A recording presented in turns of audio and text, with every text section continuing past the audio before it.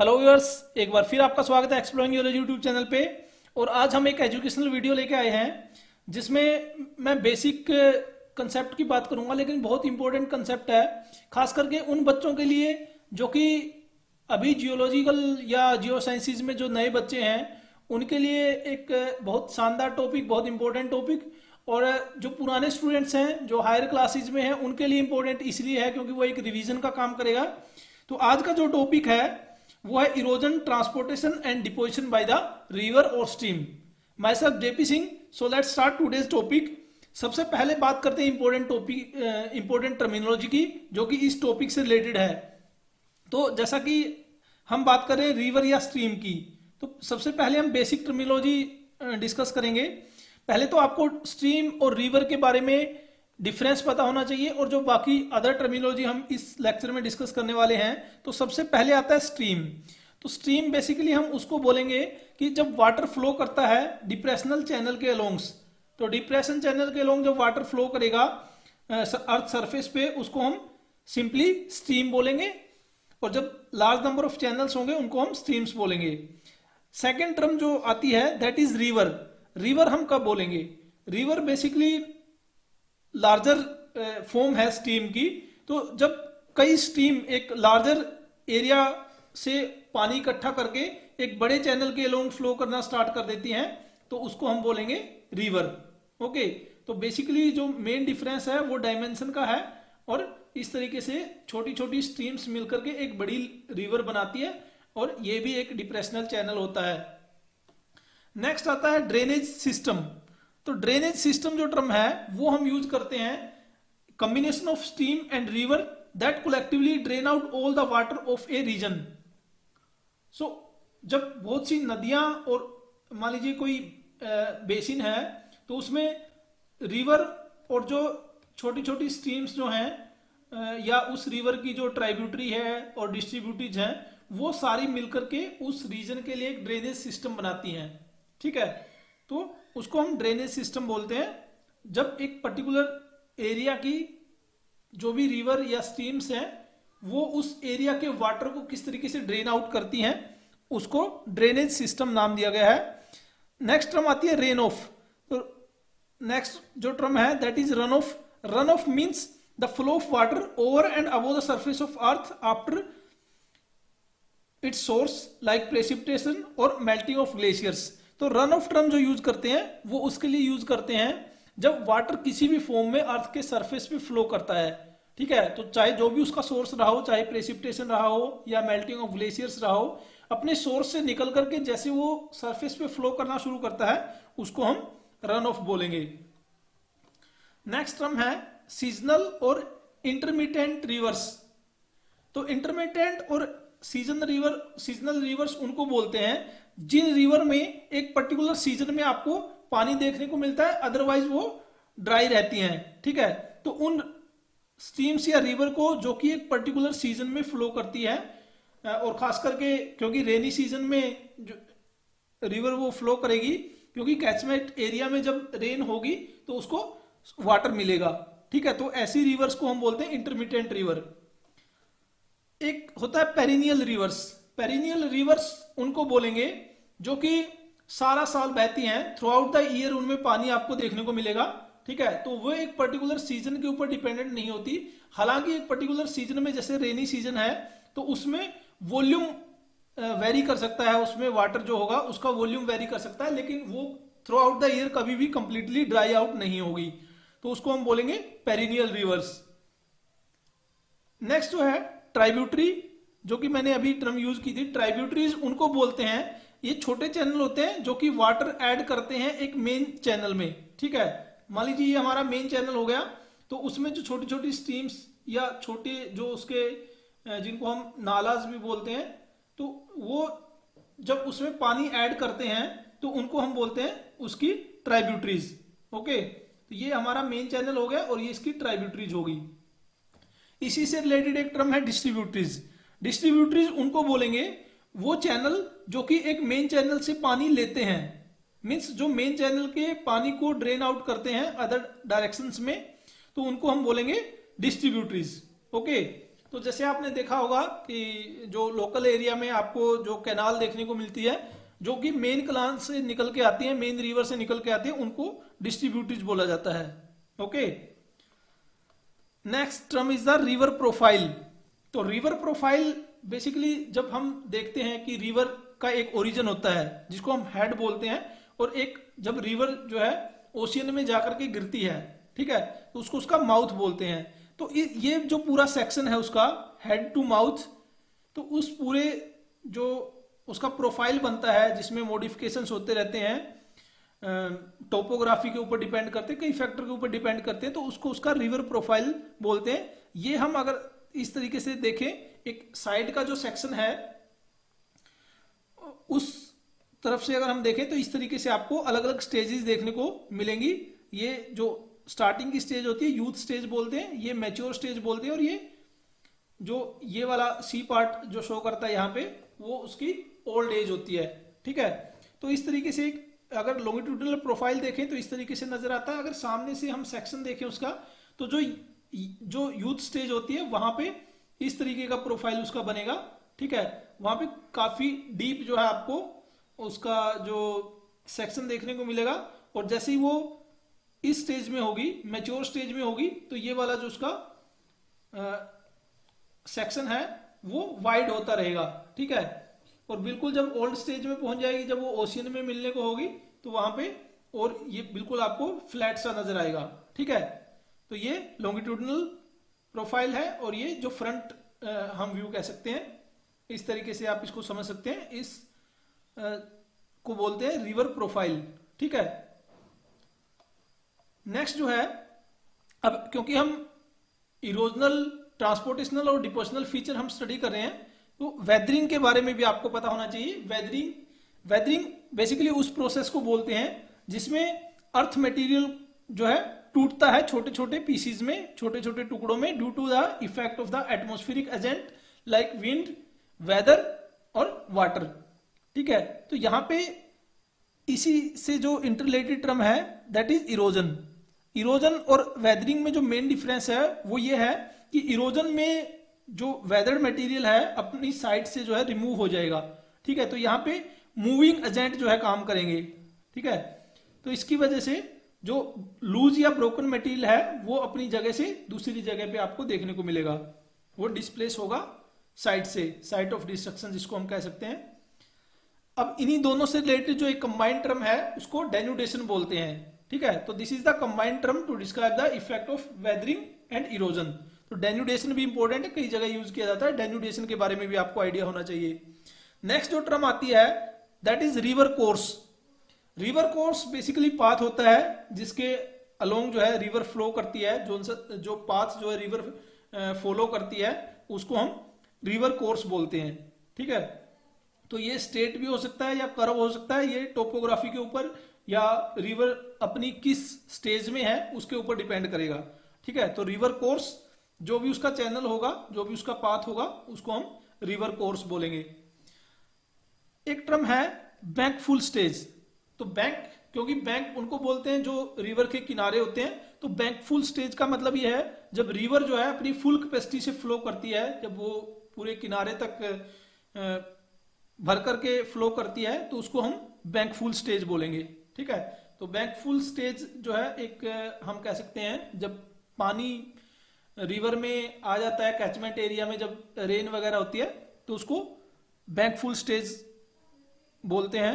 और जब इससे एक्सीड कर जाता है वाटर लेवल तो उसको हम फ्लड स्टेज बोलते हैं। ठीक है, तो रिवर जो है क्रॉस कर जाती है बैंक फुल स्टेज को भी और ओवरफ्लो करना स्टार्ट कर देती है, तो उसको हम फ्लड स्टेज बोलते हैं।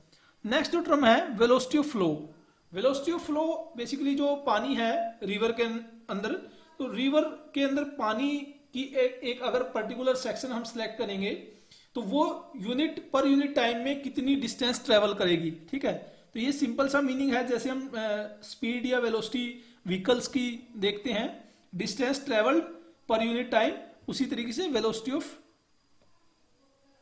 Flow of the river water हम कह सकते हैं। ठीक है, तो ये भी अलग अलग फैक्टर्स के ऊपर डिपेंड करेगी, जैसे वहां पे एक पर्टिकुलर लोकेशन के ऊपर शेप क्या है रिवर सेक्शन की, जैसे हमने देखा था यूथ स्टेज में जो है इस तरीके का सेक्शन बनता है जो कि ज़्यादा स्टीप होता है, ठीक है। मैच्योर स्टेज में इस तरीके से ये देखने को मिलेगा। तो शेप के ऊपर डिपेंड करेगा, ग्रेडियंट के ऊपर डिपेंड करेगा, ग्रेडियंट किस टाइप का है। ग्रेडियंट के बारे में भी हम आगे डिस्कस करेंगे। जस्ट नेक्स्ट टर्म है वॉल्यूम ऑफ वाटर, जो है वो भी डेफिनेटली वेलोसिटी को प्रभावित करता है। और रफनेस ऑफ द चैनल, ठीक है, जिस चैनल पे रिवर फ्लो कर रही है वो स्मूथ सरफेस है या रफ सरफेस है, ठीक है, तो वो भी डेफिनेटली वाटर के फ्लो को यानी वेलोसिटी को प्रभावित करेगा, ठीक है। तो नेक्स्ट जो टर्म है that is gradient. It is very interesting term. Gradient that is the vertical fall with respect to stream distance, so it is just like the slope. Okay, तो कहने का मतलब यहां पे ये है कि मान लीजिए जब हम रिवर के अलोंग चलते हैं तो मान लीजिए हम 1 किलोमीटर चले, तो 1 किलोमीटर में अगर हम लेवल देखें, वहां पे जो अर्थ सरफेस है उसके लेवल में कितना डिफरेंस आया है, वो वर्टिकल जो डिफरेंस होगा उनके बीच का, उसको हम क्या कहेंगे, उसको हम कहेंगे ग्रेडियंट, ठीक है। तो इसको हम मेजर करते हैं 1 मीटर पर किलोमीटर इस तरीके से, या ये स्टीप भी हो सकता है 10 to 60 मीटर पर किलोमीटर, ठीक है। तो इसको हम ग्रेडियंट बोलते हैं। जैसे एक टर्म मैं यहां पे आपको बताना चाहूंगा, एक टर्म होती है जियोथर्मल ग्रेडियंट। जियोथर्मल ग्रेडियंट, तो जियोथर्मल ग्रेडियंट जब हम यूज करते हैं उसका मतलब ये है कि अर्थ में जब हम नीचे की तरफ जा रहे होते हैं तो डेप्थ के साथ कितना टेम्परेचर वेरिएशन है, जियोथर्मल यहां पे है, ठीक है। तो यहां पे इसी से कोरिलेट करके आप इसको ध्यान रख सकते हैं। ग्रेडियंट का मतलब ये है कि vertical fall with respect to, जब लॉन्गिट्यूडिनल डिस्टेंस के रिस्पेक्ट में हम बात करते हैं तो उसको हम ग्रेडियंट बोलते हैं। नेक्स्ट जो टर्म है that is the discharge. Discharge basically एक वॉल्यूम के फॉर्म में हम एक्सप्रेस करते हैं, volume of water passed at a point in a unit time. Okay, so it again depend upon the cross section of the channel and flow velocity. So इसको हम major करते हैं cubic metre पर second में, ठीक है। तो कितने टाइम में कितना पानी वहां से फ्लो कर रहा है, ठीक है। एट ए टाइम की हम एट ए पॉइंट की बात करें, एक पर्टिकुलर लोकेशन पे, मान लीजिए ये हमारा रिवर चैनल है और यहां पे हमने एक पॉइंट सिलेक्ट कर लिया जहां पे हम ऑब्जर्व कर रहे हैं, तो यहां से एक यूनिट टाइम में कितना वॉल्यूम ऑफ वाटर जो है पास कर जाएगा, उसको हम बोलेंगे डिस्चार्ज। ओके, नेक्स्ट जो टर्म है दैट इज कंपेटेंस।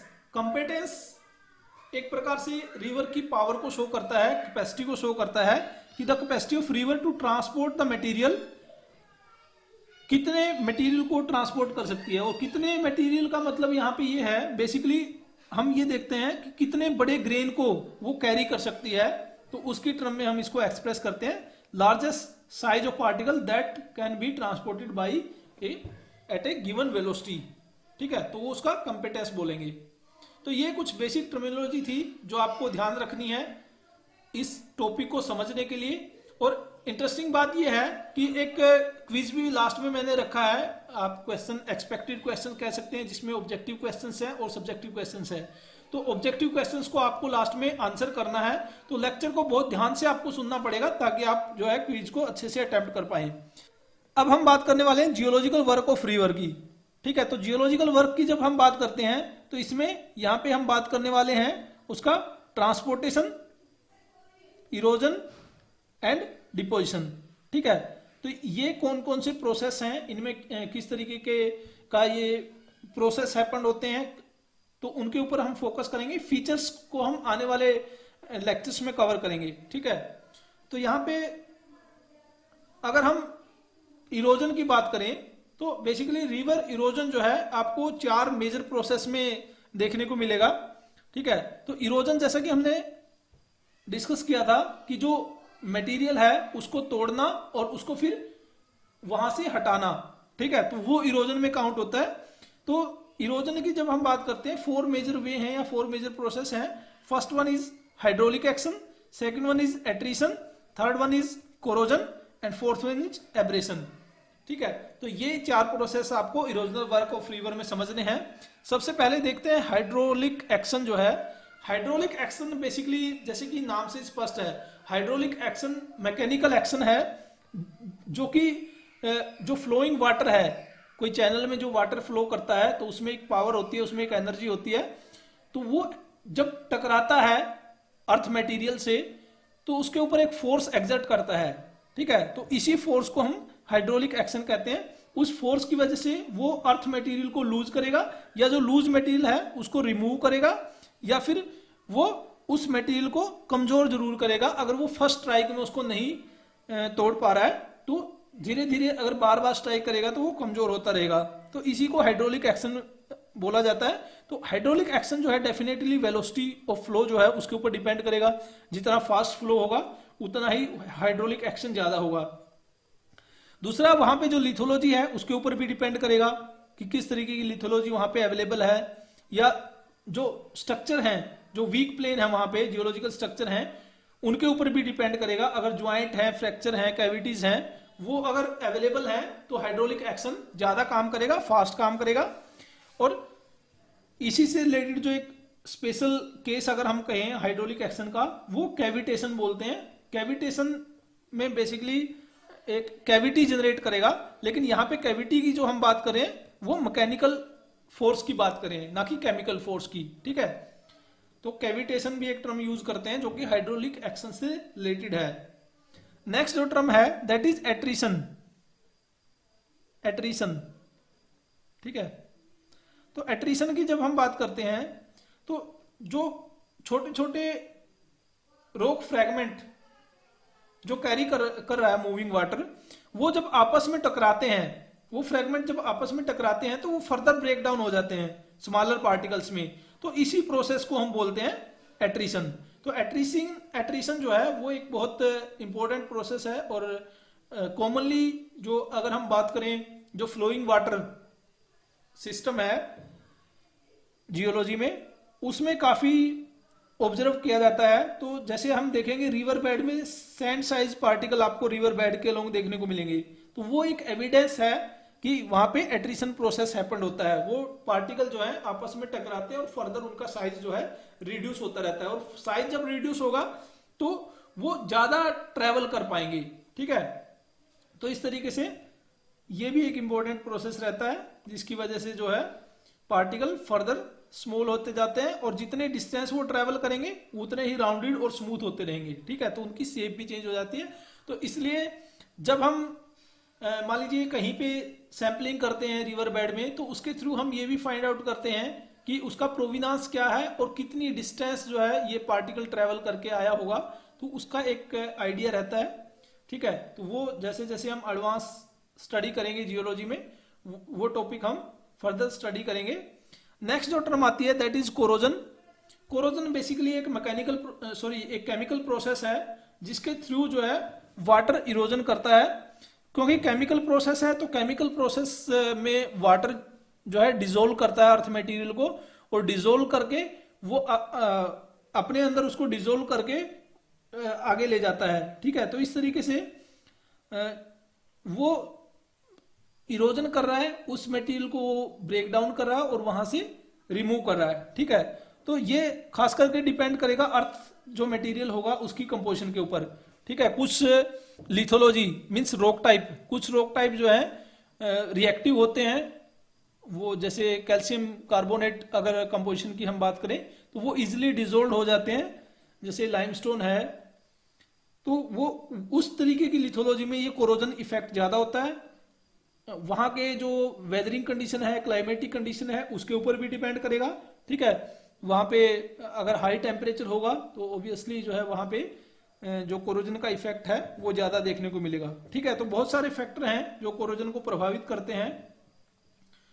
तो और वाटर जैसे जैसे डिजोल्व कर रहा है तो डिजोल्व करने से उसमें फर्दर डिजोल्विंग की जो पावर है वो इंक्रीज करती है अगर वो इस तरीके की लिथोलॉजी के कॉन्टेक्ट में आता है, ठीक है। जैसे आपने देखा होगा एसिड रेन जो है, जब एसिडिक नेचर हो जाता है वाटर का तो वो ज्यादा कोरोजन इफेक्ट उसमें देखने को मिलता है, ठीक है। तो उसी तरीके से जो वाटर है वो जैसे जैसे सरफेस से फ्लो करता है, जैसे जैसे उसमें और एलिमेंट ऐड होते रहते हैं तो उसकी डिजोल्विंग पावर भी जो है चेंज होती रहती है, ठीक है।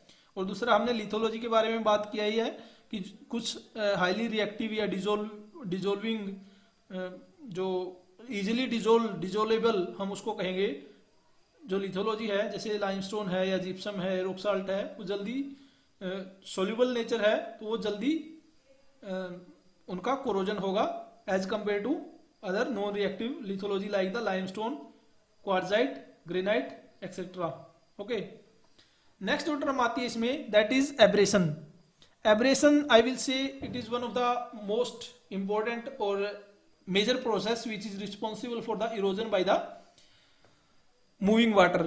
ठीक है, तो इसमें क्या है, बेसिकली जो लोड कैरी किए हुए है, जो फ्लोइंग वाटर है वो एक लोड कैरी करता है। मान लीजिए ये हम अगर सेक्शन में देखें तो ये इस तरीके से वाटर है, तो इसमें कुछ लोड वो कैरी करेगा, कुछ रॉक फ्रैगमेंट वो कैरी करेगा।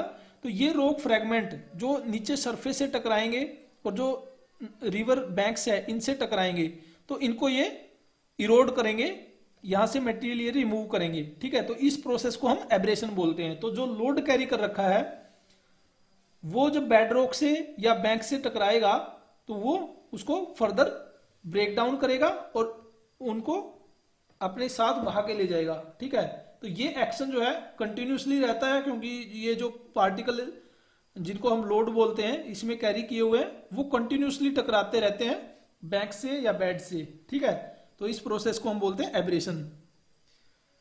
अब बात कर लेते हैं कि कौन कौन से फैक्टर्स हैं जो रिवर इरोजन को कंट्रोल करते हैं। तो इसमें कंट्रोलिंग फैक्टर में ऑब्वियसली सबसे पहले जो आता है वेलोसिटी ऑफ स्ट्रीम्स, किस वेलोसिटी से वाटर फ्लो कर रहा है उसमें, उसके ऊपर डिपेंड करेगा। और फर्दर जो वेलोसिटी है वो भी फिर अलग अलग फैक्टर के ऊपर डिपेंड करती है। ग्रेडियंट ऑफ चैनल है कि ऑब्वियसली अगर ये डिफरेंस ज्यादा है, इस तरीके से कम डिस्टेंस के साथ ये अगर लेवल का या वर्टिकल फॉल ज्यादा आ रहा है तो वहां पे वेलोसिटी ज्यादा होगी। ठीक है, volume of water in the stream, अगर स्ट्रीम में वाटर का वॉल्यूम ज्यादा है या कम है उसके ऊपर भी उसकी पावर जो है डिपेंड करेगी। उसका जितना ज्यादा वॉल्यूम होगा उतना ज्यादा उसका फोर्स रहेगा। ठीक है, amount of load in the sediments, कितना amount of load in the stream. ठीक है, तो कितना लोड कैरी किए हुए है उसके ऊपर भी जो है डिपेंड करेगा। इसका जो इफेक्ट रहता है वो भी हम आगे देखेंगे। ये एक प्रकार से सैचुरेशन की तरह काम करता है। अगर बहुत लोड उसने कैरी कर रखा है, वो एक सैचुरेटेड कंडीशन में है, तो वो और लोड कैरी कर नहीं करेगी रिवर या स्ट्रीम। ठीक है, तो ये उस तरीके से काम करता है। Roughness of the channel, roughness of the channel जैसे हमने डिस्कस किया था, अगर कोई रफ सरफेस है तो वो जल्दी इरोड होगा। ठीक है, तो उसको इरोड करता चलेगा। दूसरी तरफ ये वेलोसिटी को कम करेगा। ठीक है, तो यहाँ पे सभी प्रोसेस जो है वो साइमल्टेनियसली हैपन हो रहे हैं, ऐसा नहीं है कि एक टाइम पे एक प्रोसेस हैपन हो रहा है। ठीक है, नेक्स्ट जो कंट्रोलिंग फैक्टर है जो इरोजन को कंट्रोल करेगा, nature of the rocks. Definitely lithology की हमने बात की। ठीक है, तो कुछ रॉक जो है हार्ड होते हैं, कुछ सॉफ्ट होते हैं, तो वो मैकेनिकली भी इफेक्ट करता है नेचर, और जो केमिकल कंपोजिशन है उसकी वो भी जो है कंट्रोलिंग फैक्टर है। ठीक है, तो किस टाइप के रॉक है वहां पे, टेक्सचर क्या है उनका, स्ट्रक्चर कैसे है वहां पे, फ्रैक्चर्ड है या उसमें सिस्टोसिटी है, नाइसोसिटी है, फॉल्ट है, तो वो सारी चीजें जो है प्रभावित करती हैं उसकी इरोजनल जो इफेक्ट्स होंगे वहां पे जो देखने को मिलेंगे। वॉल्यूम ऑफ सेडिमेंट्स, इसके बारे में जैसे हमने बात की थी कि अगर ज्यादा उसने लोड कैरी किया हुआ है, ठीक है, तो और उसको मतलब एक प्रकार से वो ओवरलोड कैरी करने की क्षमता उसमें नहीं रहती है, तो वो ओवरलोडेड हम स्टीम उसको कह सकते हैं। ठीक है, फुली लोडेड स्टीम है वो एक प्रकार से। ठीक है, तो वो और इरोजन नहीं करेगी। अगर अंडरलोडेड स्टीम है, कम अगर उसने सेडिमेंट्स कैरी कर रखे हैं, ठीक है, तो उसकी ज्यादा एक प्रकार से पावर होगी। ठीक है, तो इस तरीके से काम करता है वॉल्यूम ऑफ सेडिमेंट्स जो है। नेक्स्ट हम ट्रांसपोर्टेशन की बात करते हैं।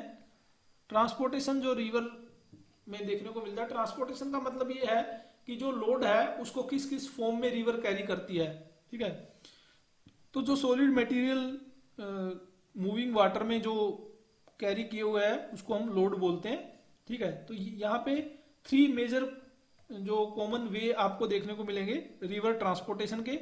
पहला डिजोल्व लोड, डिजोल्व लोड जैसा कि नाम से स्पष्ट है, क्योंकि वाटर जो है एक अच्छा सोलवेंट है, तो वो डिजोल्व करेगा लिथोलॉजी का, और उस फॉर्म में जो डिजोल्व फॉर्म में एलिमेंट्स हैं उसमें उनको कैरी किए हुए वो एक प्रकार से, ठीक है। तो डिजोल्व लोड उसको बोलते हैं।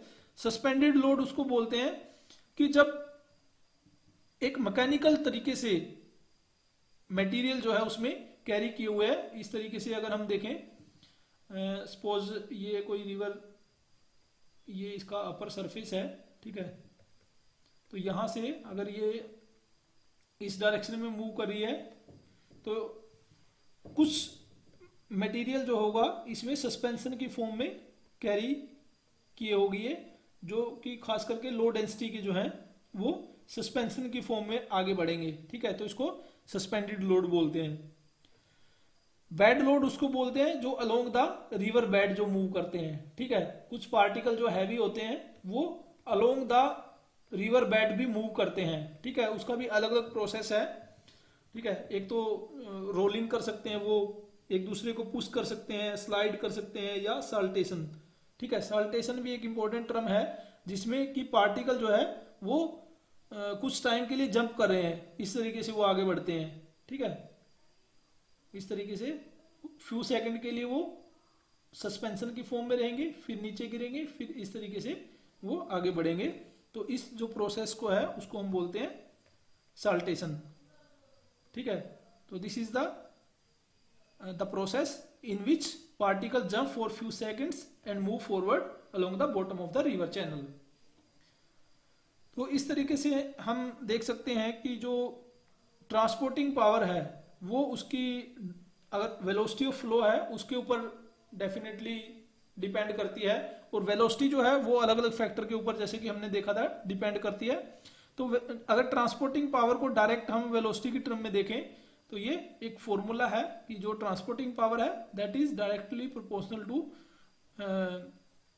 वेलोसिटी की पावर 6, ठीक है। तो ये एक आप ध्यान रख सकते हैं कि एक आपको आइडिया लग जाता है कि कितना इफेक्ट रहता है वेलोसिटी का। अब डिपोजिशनल जो प्रोसेस हैं उनके ऊपर बात करते हैं। डिपोजिशन किस तरीके से करती है रिवर। तो पहले तो डिपोजिशन को समझिए। डिपोजिशन का मतलब ये है कि जो लोड उसने कैरी किया हुआ है उसको ड्रॉपिंग डाउन वो कर रही है, वहां पे वो उसको छोड़ रही है और वो कहीं पे जाकर के रुक जाएगा, वहां पे डिपॉजिट होना स्टार्ट कर देगा, ठीक है। तो मूविंग एजेंट के द्वारा जब अपना लोड जो है ड्रॉप डाउन कर दिया जाता है, और खास करके ये ड्रॉप डाउन कब होगा, जब वेलोसिटी स्लो डाउन हो जाएगी। वेलोसिटी स्लो डाउन होने के कई कारण हो सकते हैं, कोई डिप्रेशन उसको मिल सकता है या बीच में कोई ऑब्स्टेकल आ सकती है, ठीक है। तो वो सारी चीजें हम देखेंगे इन प्रोसेसेस में। और एक और इंपॉर्टेंट टर्म जो यहाँ पे है एलुवियम या एलुवियल डिपॉजिट्स जो बोलते हैं, वो उन डिपॉजिट्स को बोलते हैं जो रिवर या स्ट्रीम के द्वारा या we can say the flowing water के द्वारा जो डिपॉजिट होते हैं उनको हम बोलते हैं एलुवियम या एलुवियल डिपॉजिट्स, या फेलुवियल भी एक टर्म यूज करते हैं, फेलुवियल, ये भी आपको ध्यान रखना है, ठीक है। अब जो कंट्रोलिंग फैक्टर्स हैं जिसके ऊपर डिपोजिशन डिपेंड करेगा रिवर या मूविंग वाटर का, तो उसमें जो एक अगर हम ब्रॉडली देखें तो डिक्रीज इन द एनर्जी हम कह सकते हैं। एनर्जी जब भी डिक्रीज होगी तो वो डिपोजिशन होगा, वहां पे जो वाटर है वो ज्यादा लोड कैरी नहीं कर पाएगा, ठीक है। तो एनर्जी का मतलब एक प्रकार से हम कह सकते हैं डिक्रीज इन द वेलोसिटी और reduction in the volume of water, ठीक है। तो इन दोनों फॉर्म में एक प्रकार से एनर्जी डिक्रीज कर रही है। जो सेकंड फैक्टर है that is environment. Environment means हम ये कह सकते हैं कि इन्वायरमेंट बेसिकली वो फैक्टर है जो कि आपको उस तरीके से देखने को मिलेगा कि अलग अलग जगह पे, अलग अलग लोकेशन पे, मान लीजिए जैसे यंग स्टेज में रिवर होगी तो उसका इन्वायरमेंट अलग होगा, उसका जो सेक्शन का कॉन्फ़िगरेशन है वो अलग होगा, ठीक है। या जो उसकी जो वाल्स हैं चैनल की वो अलग तरीके से बिहेव करेंगी, ठीक है, स्मूथ है या इरेगुलर है। तो ये कुछ फैक्टर्स हैं जो इन्वायरमेंट को कंट्रोल करते हैं। नेक्स्ट अगर हम बात करें टाइम, टाइम एक ऐसा फैक्टर है जो इनडायरेक्टली हम कह सकते हैं इसको प्रभावित करता है, इनडायरेक्ट, क्योंकि टाइम तो एक कंटिन्यूस प्रोसेस है, टाइम कभी रुकता नहीं है। तो यहाँ पे भी टाइम इस तरीके से काम करता है कि कई बार हम देखते हैं over a period of time river जो है एक डिफरेंट तरीके से बिहेव करने लगती है। इसको इस तरीके से भी हम देख सकते हैं कि जो रिवर है वो यूथ स्टेज में है या ओल्ड स्टेज में है या यंग स्टेज में है, ठीक है। और कई बार जो है रिवर अपना चैनल भी चेंज कर लेती है, कोर्स चेंज कर लेती है, ठीक है। तो ये टाइम का एक कंटिन्यूस फैक्टर रहता है जो हमेशा इसको प्रभावित करता है, ठीक है। फोर्थ जो फैक्टर है that is the precipitation. Precipitation का यहाँ पे मतलब ये है कि जब सैचुरेशन हो जाता है, जो डिजोल्व्ड लोड है उसका सैचुरेशन जब हो जाता है तो उसका प्रेसिपिटेशन होना स्टार्ट करेगा वो। और प्रेसिपिटेशन खास करके जो फिजिको केमिकल चेंजेस है, मान लीजिए जिससे टेम्परेचर चेंज हुआ या कंपोजिशन चेंज हुई, कि इस तरीके की लिथोलॉजी से वो फ्लो किया कि उसमें और जो मटेरियल अब डिजोल्व नहीं हो पा रहा है, ठीक है, उस वजह से हो सकता है। या कई बार ऐसा होता है कि जो मेजर वाटर बॉडी है उससे कुछ पार्ट जो है अलग हो जाता है, उसका छोटे वाटर जो बॉडीज देखने को मिलेगी वहां पे फिर जो है कंटिन्यूसली इवेपोरेशन होता रहता है। इवेपोरेशन जब होगा तो उसमें जो वाटर है वो सैचुरेट हो जाएगा, और सैचुरेट जब हो जाएगा तो उसमें साथ ही साथ प्रेसिपिटेशन होना स्टार्ट हो जाएगा, ठीक है। तो जब पूरा वाटर वहां से छोटी वाटर बॉडी से इवेपोरेट हो गया तो वो जो उसमें डिजोल्व्ड साल्ट थे या एलिमेंट थे वो प्रेसिपिटेशन की फॉर्म में वहां पे डिपॉजिट हो जाएंगे, ठीक है। तो बहुत से जो इवेपोराइट बोलते हैं उनको इस तरीके की जो डिपोजिशन जो बनते हैं, ठीक है, या डिपॉजिट जो बनते हैं, ठीक है। तो ये एक टर्म जो है यहाँ पे मियंडरिंग यहाँ पे मैं थोड़ा सा आपको बताना चाहूंगा, इसको डिटेल में तो हम नेक्स्ट लेक्चर में डिस्कस करेंगे। तो यहाँ पे मियंडरिंग का मतलब ये है कि जब ये एस शेप का लूप बन जाता है रिवर चैनल में, तो ये जब बहुत कर्व्ड हो जाएगा, ठीक है, ये जब बिल्कुल इस तरीके से हो जाएगा, कर्व हो जाएगा, तो ये रिवर जो है स्ट्रेट बहना स्टार्ट कर देगी और ये वाला पार्ट जो है इससे अलग हो जाएगा, ठीक है। तो इसको ऑक्सबो लेक भी बोलते हैं, ऑक्सबो लेक, ठीक है। तो ऑक्सबो लेक भी एक प्रकार से यहाँ पे प्रेसिपिटेशन होगा, ठीक है। वो स्मॉल वाटर बॉडी है जो मेन चैनल से अलग हो गई है, ठीक है। तो इस तरीके से प्रेसिपिटेशन काम करता है, ठीक है। तो ये था मेन डिस्कशन, और अब जो क्विज है उस पार्ट को डिस्कस करते हैं एक्सपेक्टेड क्वेश्चंस की फॉर्म में, ठीक है। तो अगर लेक्चर आपने ध्यान से सुना होगा तो आप इन क्वेश्चंस को अटेम्प्ट कर पाएंगे। पहले मैं स्क्रॉल डाउन कर देता हूं, आप क्वेश्चंस को पढ़ सकते हैं वीडियो को पॉज करके, और नीचे कमेंट सेक्शन में अपने आंसर लिख सकते हैं, और अदरवाइज आप लास्ट में अपना स्कोर जरूर लिखना, ठीक है। तो आप कितना स्कोर कर पाते हैं ये एक प्रकार से आपकी इफिशियंसी को बताएगा कि आप कितना इफिशियंट लेक्चर को सुन रहे थे, ठीक है, या कितना ग्रैब कर पाए आप, ठीक है। तो ये 5 जो है वो ऑब्जेक्टिव क्वेश्चंस रखे गए हैं, और 2 जो है यहाँ पे सब्जेक्टिव क्वेश्चन मैंने डाले हैं, कि सब्जेक्टिव क्वेश्चन जस्ट आपको ये बताने के लिए कि एग्जाम में किस तरीके के क्वेश्चन बनते हैं, ठीक है। तो इनको आपको प्रैक्टिस के पर्पज से भी आप यूज कर सकते हैं कि आप लेक्चर को सुन के और फिर बुक से पढ़ करके इनको आंसर करने की कोशिश करें। डिटेल आंसर जो आपको खास करके डिस्क्रिप्टिव एग्जाम्स में जो लिखना है उसके लिए आप प्रैक्टिस कर सकते हैं, ठीक है। तो सब्जेक्टिव क्वेश्चन जो है 2 प्रकार से यूजुअली अगर हम देखने को मिलते हैं। एक तो ये है कि एक अगर हम यूजी लेवल की बात करें जो जनरल पैटर्न है, तो वहां पे आपको 8 मार्क्स का जो मैक्सिमम जो वेटेज रहती है 8 मार्क्स की रहती है। सब पार्ट जो है वहां के उसके जो मेन क्वेश्चन के सब पार्ट है उनको डिवाइड कर दिया जाता है, ठीक है। तो आपको जो डिस्क्रिप्टिव जब आप एग्जाम लिखते हैं तो क्वेश्चन चाहे सेम रहे लेकिन आपको आंसर की वेटेज के हिसाब से उसको आंसर करना पड़ेगा, क्वेश्चन की वेटेज के हिसाब से, ओके। तो एक अगर हम डिटेल क्वेश्चन बनाए तो ये बन सकता है कि describe the geological work of river, इसको डिस्क्राइब करना, ठीक है। या फिर अगर हम सब पार्ट्स की बात करें तो ऐसा बन सकता है question, right A note on the following erosional work of the river, transportation by river और डिपोजिशन बाय द रिवर, ठीक है। तो ये सब्जेक्टिव क्वेश्चंस हैं। अब ऑब्जेक्टिव क्वेश्चंस आई होप कि आपने देख लिए होंगे, आपने इनको आंसर कर लिया होगा। क्वेश्चन को पहले अच्छे से समझना है, उसके बाद आंसर करना है। पहले क्वेश्चन में ये पूछा गया है, the combination of stream and river that collectively drain out all the water of that region. तो उसको हम क्या बोलते हैं। ठीक है, तो ये हमने स्टार्टिंग में जो टर्मिनोलॉजी है उसमें डिस्कस किया था, तो इसको हम बोलते हैं ड्रेनेज सिस्टम। ठीक है, ड्रेनेज सिस्टम। नेक्स्ट जो है the river which flow through out the year. दो टाइप की रिवर हमने देखी थी, एक तो सीजनली जो फ्लो करती है और एक थ्रू आउट द ईयर जो फ्लो करती है। ठीक है, तो उसको हम बोलते हैं पेरिनियल रिवर। पेरिनियल रिवर उसको हम बोलेंगे। थर्ड क्वेश्चन जो है यहाँ पे ये बात की जा रही है कि जब स्मॉल चैनल्स जो कि वाटर लेते हैं, which takes water from the major channel. ठीक है, ये मेजर चैनल है और वो वाटर वहां से ले रहे हैं, तो उसको हम बोलेंगे, क्या बोलेंगे, डिस्ट्रीब्यूटरीज। ठीक है, तो इसको डिस्ट्रीब्यूटरीज बोलते हैं और जो देते हैं उनको हम ट्राइब्यूटरीज बोलते हैं। तो इस तरीके से आपको क्वेश्चन ध्यान रखने हैं और आपको अपने क्वेश्चंस भी इस तरीके से प्रिपेयर करने हैं। अब इस टॉपिक के ऊपर ए नंबर ऑफ क्वेश्चंस आप बना सकते हैं। ठीक है, ये जस्ट आपको एक पैटर्न बताया गया है कि किस तरीके से क्वेश्चन आप बना सकते हैं। नेक्स्ट ये है कि एक ग्रेडियंट टर्म की बात की जा रही है। ग्रेडियंट कब बोलेंगे?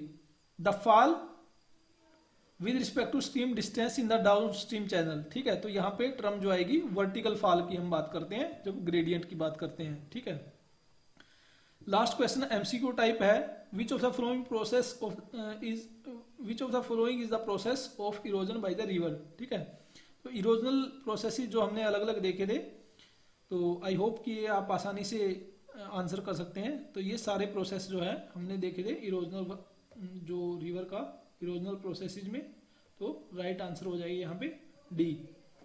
ठीक है, तो ये था आज का डिस्कशन। आई होप कि आपको डिस्कशन पसंद आया होगा और ये थोड़ा नया पैटर्न भी है, तो आप नीचे कमेंट सेक्शन में मुझे ये जरूर बताएं कि आपको ये पैटर्न किस तरीके का लगा। और मुझे ऐसा लगा कि इस तरीके से हम ज़्यादा सिलेबस कवर कर सकते हैं, तो इसलिए ये पैटर्न मैंने स्टार्ट किया है। तो मैं चाहता हूँ कि आप नीचे कमेंट सेक्शन में फीडबैक जरूर लिखें। अगर वीडियो पसंद आता है तो लाइक करिए, अगर पसंद नहीं आता तो डिसलाइक करने का भी पूरा हक है, बट डिसलाइक करने का रीजन आप हमें नीचे कमेंट सेक्शन में जरूर लिखें ताकि आने वाले टाइम में वीडियोस को इंप्रूव किया जा सके। So thank you very much for joining this lecture. Keep learning, keep sharing. जल्दी मिलते हैं नए लेक्चर में नए टॉपिक के साथ, तब तक के लिए जय हिंद।